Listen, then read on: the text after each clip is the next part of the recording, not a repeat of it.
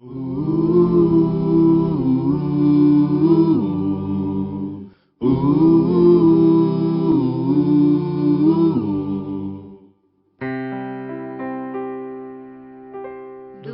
teu falar,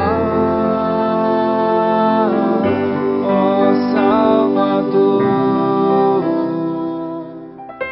jamais vou duvidar, é encorajador. Alimento Diário, série Então Virá o Fim. Título do volume 6, A Vinda do Senhor está às portas. Autor Pedro Dong. Título da semana 4, A Vinda do Senhor está às portas. Sexta-feira, ler com oração Marcos capítulo 13, versículo 29. Assim também vós, quando virdes acontecer estas coisas, sabei que está próximo, às portas. Um sinal do final dos tempos. Jerusalém. No ano 70 de nossa era, o general romano Tito entrou em Jerusalém, destruiu o templo e expulsou os judeus da cidade. A diáspora judaica somente teve fim em 1948, com a criação do Estado de Israel. Durante a dispersão, os muçulmanos dominaram Jerusalém no ano 638 e construíram no local onde estava o Templo dos Judeus, no Monte Sião, a Mesquita Al-Aqsa e o Domo da Rocha, que fazem parte hoje do que chamamos Esplanada das Mesquitas.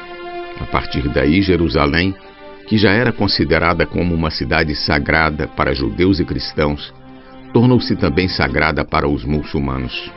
Portanto, depois de criado o Estado de Israel, o que fazer com Jerusalém?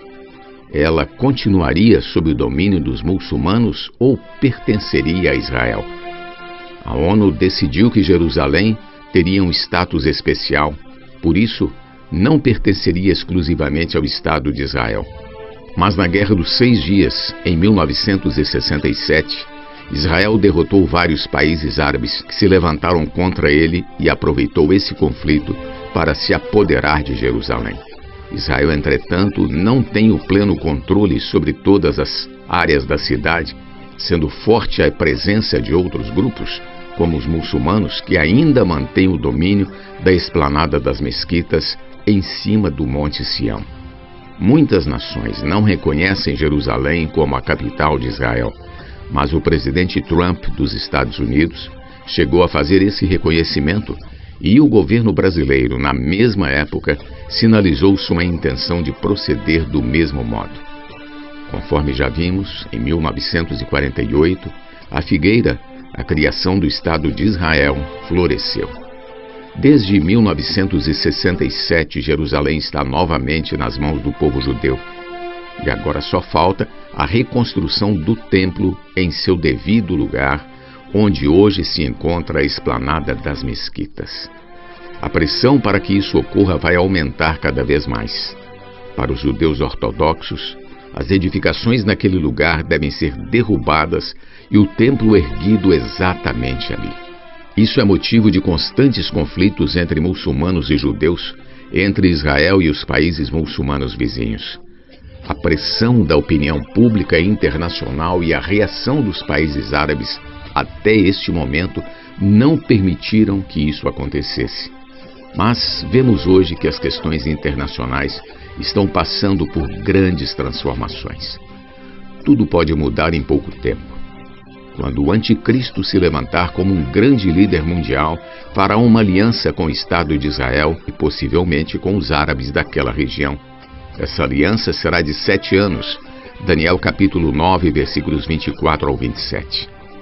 Nessa época, o templo será reconstruído, o sacrifício das ofertas dos judeus será retomado, segundo os costumes do Antigo Testamento, mas essa aliança será rompida na metade de seu período de duração e o anticristo se voltará contra o povo judeu. Apocalipse capítulo 13, versículos do 3 ao 6. O livro de Apocalipse afirma que ele será ferido de morte e em seguida ressuscitado pela intervenção do falso profeta. O espírito que se apoderará dele naquele momento será o espírito de Nero. Ele será cruel com os cristãos e com os judeus que não idolatrarem. Esse será o início do período que chamamos de a Grande Tribulação, momento em que o Anticristo colocará sua imagem dentro do templo. Esse ídolo será dotado da capacidade de falar e terá poder para matar aqueles que não o adorarem. Não será uma boa época para viver. Por isso, todos precisamos empenhar-nos para ser arrebatados antes da Grande Tribulação. Algo precisa impressionar-nos. Há fortes indícios de sermos a última geração da Era da Graça. Os acontecimentos estão diante de nossos olhos e o Senhor está às portas. Mateus 24, 32 ao 33 diz: Aprendei, pois, a parábola da figueira. Quando já os seus ramos se renovam e as folhas brotam, sabeis que está próximo o verão.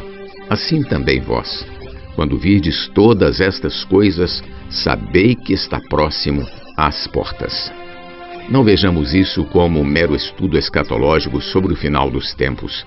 Não, os acontecimentos são evidentes e demonstram a necessidade de nos posicionarmos como a última geração antes da vinda do Senhor. Em verdade vos digo que não passará esta geração sem que tudo isto aconteça. Versículo 34. A palavra geração aqui não tem o significado de um grupo de pessoas que vive numa mesma época e tem a mesma idade, mas se refere à condição moral do povo. Não é hora de cochilar.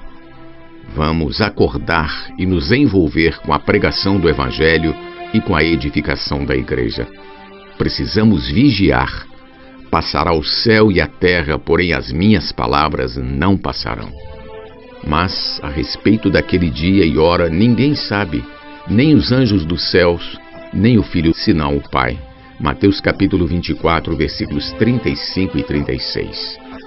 Querido leitor, creia nestas palavras.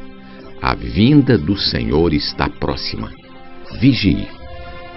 Pergunta de hoje: como se manter vigilante para não ser pego de surpresa na vinda do Senhor Jesus?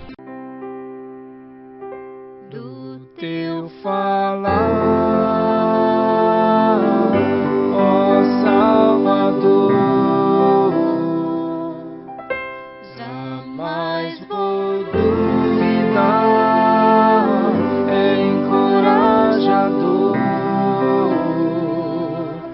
fiel me faz andar, faz tua glória eu ver, o mal vem derrotar. Fiel me faz andar, faz tua glória eu ver, o mal vem derrotar.